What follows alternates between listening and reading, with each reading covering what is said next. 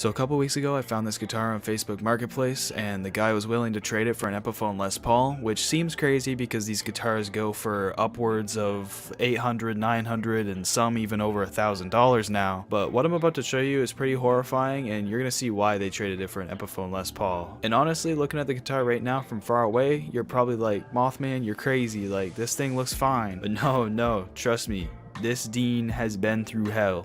I'd like to first start by assessing the damage, showing you guys what's wrong. As you can see, there are a ton of scratches all over the body, almost like somebody took sandpaper to try to make it look worn. Secondly, the entire neck is unevenly sanded. Like, you can feel raw wood in sections and other sections are totally smooth. It's bad. The last major thing for me is the headstock, which has been burnt and sanded to try to make it look like Dimebag's Dean from Hell. I think it's been really poorly done and the wood kind of got disfigured, so I don't think there's too much I'm really gonna do about that, honestly. And look, even the pawn shop sticker says it all.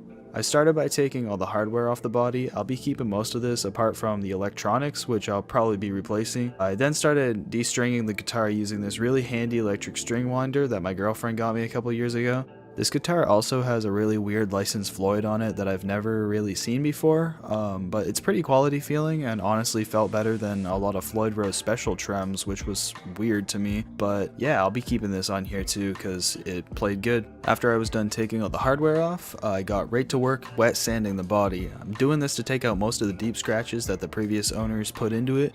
This is definitely going to make the guitar look a whole lot better, bring back most of the shine to that finish that it had originally. To do this, I'm just using a cup full of water with a couple squirts of dial soap in it, and I'm just working my way up through the grits. I think I went all the way up to like 3,000 grit, but I can't really remember. There's a lot of good YouTube tutorials though, like most of them for cars. You can use like the same techniques and everything. It's just wet sanding, pretty much the same across the board. You can probably see that I'm going back over some spots, and that's only because some spots are a little worse than others with the scratches. You know, this all seems like a lot of work, but on this guitar I felt that it kind of needs this glow up after all the disrespect that it faced in its previous life. So after doing all this wet sanding, you can now see that most of the scratches are gone, but the body looks pretty dull, and this is because it still needs to be buffed and polished back up to a nice shine, which you'll see me do later in the video.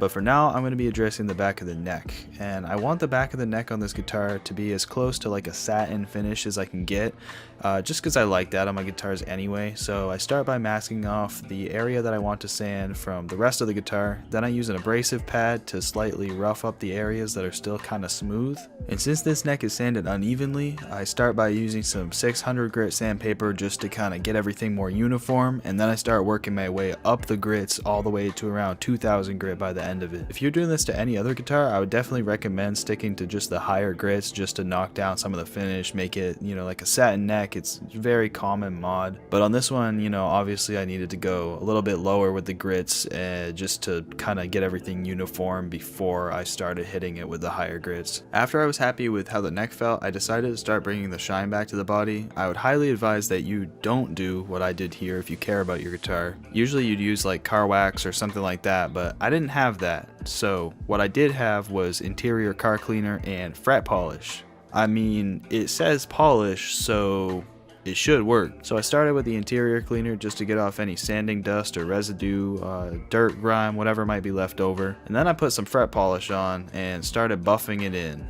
And lo and behold, it actually worked. You know, I figured it would work, but I was really surprised at how well it worked.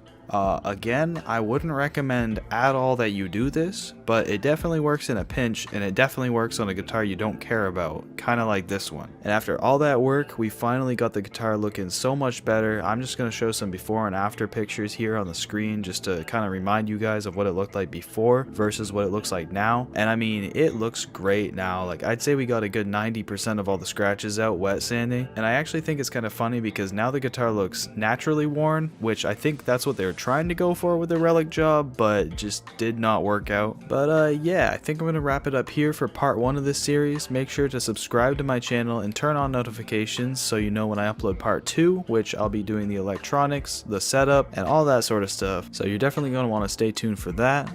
Make sure to like this video and leave in the comments below if there's any special ideas you might have that I should do to this guitar. And as always, thanks for watching, and I'll see you next time.